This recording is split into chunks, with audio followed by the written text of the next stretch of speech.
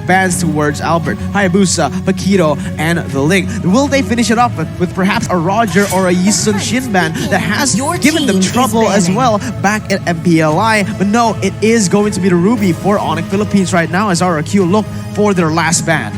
Yeah, right now looking at Onic Philippines, in terms of the bans, it kind of looks like they might want to take one kind of marksman over here, and Beatrix is still up. So for the side of RRQ, I wonder whether they want to ban it or not, because Onic Philippines, I feel like it is a very good choice for them. It suits their playstyle. It is still a very strong hero, and right now with Paquito, Hayabusa, as well as the Ling out of the picture, it is a good situation to have Beatrix over here. Lilia has been banned, so I guess it's good because Lilia is quite oppressive in the gold lane, as well as it can interrupt the team fights. Right now, from the side of Onic Philippines, this choke can be flexed. They already have a jungler. Yeah, this Lina, roamer or mid. And it looks like Yuzon's going to be picked just to counter that Farsa. Still not revealing too much about the draft. I like it, how you put it. The Cho actually is smoke and mirrors. You don't know if it can actually go to the gold lane. Marky plays a mean Cho. Could also be played in the support role to join the Selena in mid. So we don't know exactly. They have one more pick open for RRQ. They're going to close up here. They're going to have to close up strong. Yeah, they need to close up strong right now. Technically, in their composition, 3 scaling heroes. They need something to be able to put them on the board in that early stage. Because again, these 3 heroes, they're strong. But in the late game, whereas Onic Philippines, they have the Selena, the Cho, the Lancelot. That is the contrast. Complete 180. I'm guessing Matilda Roger, Matilda Yusun Shin. Something of that combination. Oh, there you go, Matilda Roger, I was Leo. right the first time. This is why that people take Leo as an analyst, man. He's so good at these predictions here, and that will round up RRQ's draft. Honestly, if we're looking at the draft, Onic Philippines finishing it off with that Harith in the gold lane for Marquee. Thoughts on the draft, LaFell? All right, so looking at Harith over here, it is a very good scaling kind of hero. And from the side of RRQ, I guess there's not much answer towards this Harith. So, not gonna lie, I kind of like the draft coming in from the side of Onic. Yeah, but look at that. It's going to be Achil throwing in some extra words right after the picks have been set. They are going to load into the game right now, but I want to hear some predictions just based on the draft right now. I think the early game is actually looking good for RRQ. Deceptively good. Because you have the Farsa, you have the Matilda, just those 2. If you play it right, and even the Esmeralda, I've seen R7 do amazing things at the 2-minute mark on this hero coming out of the XP lane. So that being said, I think Onic PH better slow their roll, especially since they have a Harith. But the thing is, they do have this Selena. The Selena can actually help win out the lane. Any lane that she chooses to go, whether the XP or the gold. So the Selena can play it slow. However, I feel like, especially going up against this Aldos, maybe they want to go maybe a little bit faster. Well, the questions will be answered here in the game. Are you ready? It's going to be RRQ and Onic taking it to the land of Dawn as both of these side lanes are already going in for some crazy trades on the board. Selena, what happened in that early stage? Beloyski already at such low HP. Yeah, looking at the mid lane just now, she tried to go a little bit aggressive, but Clay manages to damage her a little bit more, especially here, Vin on this Matilda, focusing every single hit from the first kill, managing to hit her. But I feel like in this early stages of the game, it's still fine, it's still controllable. It's how they transition after this. Yeah, I like how you put it, Leo. Deceptively good. I agree completely, man. The Esmeralda, everyone says, yeah, scaling hero. But in that early stage, it's actually really, really good, especially when you're talking about the early mobility, where Yuzong, yes, has mobility, has that teamfight potential, but only after that ult. Yep, and so far, the only thing that Onic can do is win the vision game. And of course, try to find those pickoffs for Beloyski. Zinlos low! Oh, Aldous is gonna get taken down. That's your first blood by Razor, picked up by the Filipino team, Onic. And that's what I was saying. RRQ HOSHI, they're playing on one plane of deception, while Onic PH might be doing the same thing. Shades of Na'Vi, possibly playing Possum early on. What is this, 2 minutes? Now this is what I'm talking about, because the Selena is actually very good in any lane, whether EXP or gold. You just have to pressure a little bit, and Zin went a little bit overzealous, had his first death over there. We just want to see what Onic Philippines wants to transition on, and looks like the turtle is going to be the objective. Yeah, they really like to do these kind of things, but Vin is already in there. He's going to try to go and do some damage. Point time when able to get back onto 2 members right now. As Albert, he gets kicked away. He's going to get taken down in R7. He's going to try to go for more Beloyski for the price of Albert. That is not a good trade, but they're trying to make it a better one. Glarski now caught in the 1v3, instantly taken down, and that's going to be RRQ going and equalizing the board 2-2. So far, 1 kill up, but then Kairi still got the turtle. I guess the only real place where there's no true neutrality is bottom lane. Because look at this, Marky's just bullying Sin. Oh, yeah, you can see the majority of that gold lead is going to come down from Marky. 300 gold lead, and that turret gold has been taken away. Yeah, right now I'm looking at from the side of RRQ HOSHI, where Albert, again, not afraid to go in front to get that kind of play, but I want to see his team following up with him as well. Early in that turtle fight, I feel like they could have played it a little bit better, perhaps a better kind of engagement, but probably just a little bit too aggressive trying to secure that turtle. Oh, but R7 now caught in a bad situation, still able to run away, deal some damage back to Beloyski. It is going to be both of these members taking a half HP. Onyx still with that lead. And now we are going to take a look. Vin going very aggressively onto Kairi, holding off to the Circling Eagle. Sir Clay is here for the airstrike to pop it off, just to zone Kairi away, as he will need to go back into his jungle. Still, both of the teams on equal grounds. Let's take a look at the items so far. Sir Clay didn't find anything there. Again, you see the mechanical genius of Kairi. Up top, it's Albert trying to get this gold crab, and Kairi giving him a visit. I think there is one loss here for Beloyski. Just don't do XP lane anymore. It's clearly a loss. I think it's a much less financial beneficial thing here, at least for finances and for XP. So yeah, maybe try to give Marky a visit. That might be a good try. Yeah, speaking of Marky, right now he already completed his Calamity Reaper. Looks like he is on the way on finishing. Oh, over there, Clay getting attacked. But again, for the side of Marky, he's on the way completing his Feather of Heaven. And I feel like right now RRQ HOSHI is giving a little bit too much space for the side of Harif, because again, he has that Purify. He's going to be nasty in team fights. Yeah, and now we can see already Onic preparing this turtle. Really, really good setup from them. Able to get Farsa really low. Vin trying to open up the map. Will be able to dodge away from the Abyssal Arrow as Onic goes and starts it up. R7 though being such a nuisance already here, guiding Win to save him away from that engage, but he is extremely low. This is not a really looking good for the side of Onic, but Abyssal Arrow once again is going to be dodged away. RRQ, they might look for the collapse. Onic might look for the collapse. It's just going to be the matter of who gets it. Final execution to go in and get the turtle. Now an all-fight breaks loose. Vin goes in for the Circling Eagle onto H with, oh my god, it's going to be taken down, as that's going to be Albert. He's going to like and pounce, unable to connect onto anything. R7 going in for the Falling Salmon as well, as both teams will just choose to disengage. Onic with the lead. Beloyski's playing geometry, man, and Sir Clay's not picking up. Honestly, he's drawing lines and points with this arrow and this trap. They're gonna jump on R7. He's gonna be fine. This is a great read from RRQ HOSHI. They understood that we have to change the dynamic because bot lane's gonna get hammered here. Let's switch over to top lane, and that's exactly where Marky went. Onto my point again. LaFell said it best. Wherever Beloyski goes, he just changes the pace of the game, and right now, Vin catches another one. Beloyski has just been so on point.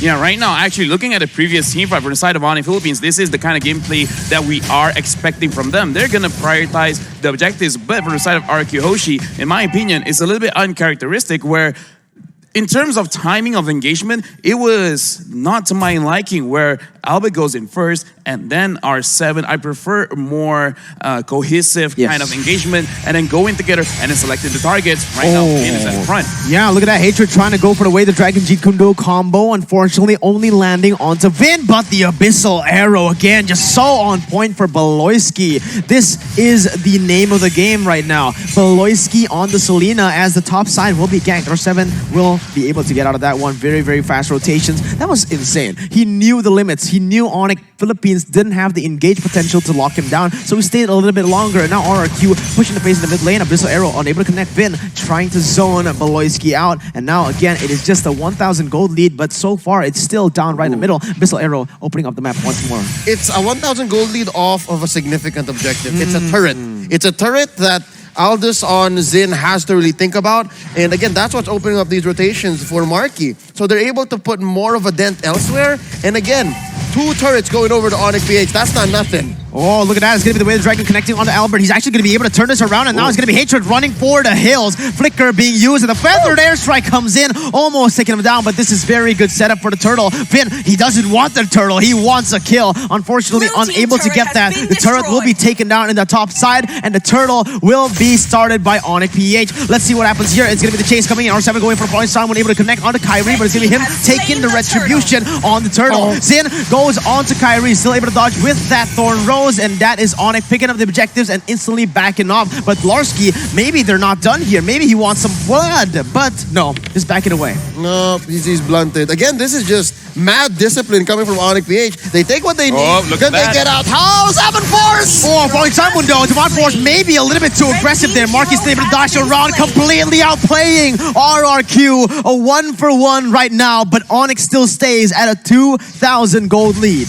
Yeah, but the thing is, this 2,000 goal lead is still playable because from the side of RRQ HOSHI, they can still win this one just because the drop, they have a lot of scaling on this Aldos, on this Farsa, as well as Mirko, you yourself have said that this Roger, even though it is very strong in the early stages of the game, but can be very strong as well in later stages of the game just because of how tanky he can get.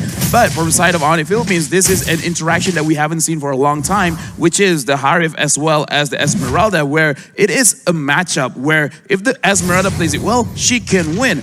But if the Harif can kite around, then he can win. And as of right now, look at this, an engagement coming in from RRQ. The base by Beloyski, able to bring Vin back to the turn right now. So for that airstrike will be popping. Oh, Kyrie coming for the puncture and securing the triple kill. Kyrie has finally come to play. 4 for none off of the back of a circling eagle bait. RRQ HOSHI unable to find anything else on the map because even Xin has to retreat. He was way too deep, could have pushed that tier 1 down bottom, and now Onic are going to convert out of their minds. Going to go for the early choke and then start to get equilibrium and even maybe push part the line through all of these lanes. Amazing play. Yeah, right now we got to go back to the keys to victory. But before that, let's look at the replay again. From the side of RRQ HOSHI over here, we can see that Finn engages, but he went in alone. His team is not confident in that. Look at Albert. Albert trying to run away. Clay still trying to fight. So this is what I'm talking about in terms of their communication. It looks like they're a little bit all over the place. It's like, what do you want to do? I want to do something else. So from the side of RRQ HOSHI, they have to give a little bit more respect on the side of Onic Philippines, and they have to start taking this a little bit seriously and start to slow their roll and actually go in as a team. Yeah, at this point right now, it is going to be Onic with a 4,000 gold lead and exactly what they like to do right now. Splitting up the map, playing it one by one, shoving the lanes and looking for picks on the board. And honestly, man, we've seen Beloyski just play Rafaela. This Selena is insane. Yep, it's a more aggressive take on what he's been doing so far. And halfway through the draft, I was expecting that Beloyski would try to go for these death bush plays, but look, they're going. Oh my god, Marky is able to go into the backside. Albert is going to get taken down. There's nothing they can do. RRQ trying to run away, but Kyrie comes in with the Phantom Execution. Furious tries to come in as well. Xin goes back in for the re-engage onto Dlarsky. He's able to pick him up right now as Clay picks up the double, but Kyrie keeps on going. Xin, he can't go for more. He'll be able to pick up one more on the board with 1v1 against Kyrie. Has the stacks, has the damage, but will he be able to outplay Kyrie? Xin is not going to be able to. Onic picks up a wipe out in the 10th minute of the game. A fine Knight versus the One Punch Man.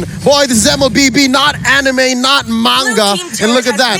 Marky has just pushed all the way straight into the inhibitor in mid. They've opened up all the lanes. Only one tier 2 standing down bottom.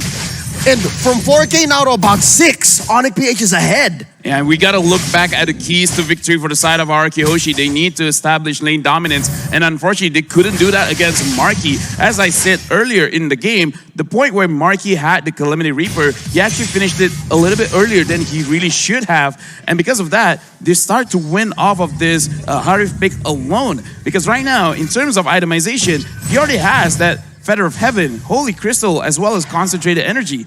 Whenever he gets a kill, he's going to get a lot of healing from that, and it can just help him sustain throughout the fight. And the way that Kyrie is playing, he doesn't go head on strong. Yes, he does, but He kites around, he waits for all the cooldowns, and then he is patiently, he can re-engage. And it's exactly that interaction, that line of decision making by Marky to build this way that's making him win this fight between him and R7. This is an argument that we've been having for the better part of the past 2 years.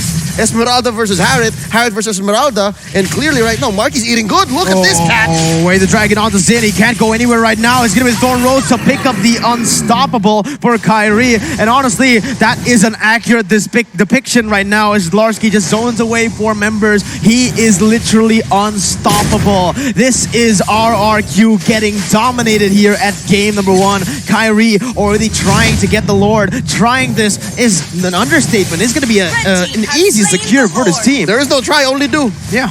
Yeah, and this is why we can see that in terms of audience prediction, they're not too sure whether it is going to be RRQ or Onic Philippines, because again, look at both of these teams. They look very, very strong. RRQ HOSHI right now, they're in the back line.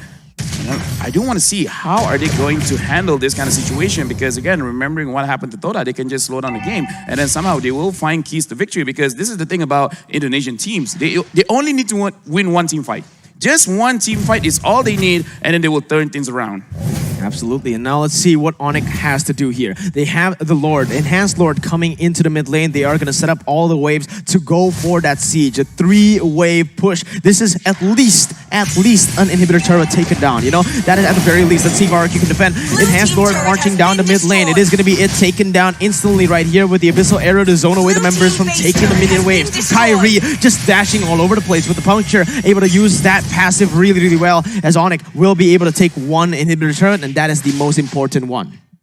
Right now, looking at Onic Philippines, they are looking at a good condition to end the game. However, they have to be very, very careful over here, because cards like that. Oh, Albert gets caught, and now it's going to be the all-off. Albert gets completely taken down, and Finn will follow through. Zin is going to be able to crack that bottom side, that back line with the kill, but look at the combo. Wombo is coming in. It's going to be Kyrie just outplaying the entire team and looking for the kill. A maniac for Kyrie. No, it's only a triple kill, but Onic Philippines starts off with a statement. Kyrie can share. Kyrie can share. He put the gold all over, but it doesn't even matter. What a start for Onic Philippines. This is a best of 5, and I think we're just getting started. We're literally just getting started. Yeah. Honestly, that wasn't a statement. That was a declaration of war. Yeah, this is a situation where I did not thought that we would be in. I thought the first game, we're going to go guns blazing, and I thought that the guns would come blazing from our side of RRQ. Onic Philippines, they're going to play a little bit more methodical, but looks like in this game, they want to show up. It's like, we're not that scared to go on a team fight kind of situation. So right now, RRQ, they have a lot to respect right now, because Marky is looking strong, Loisky is looking strong, and Zin, sorry to say, but he has to step up.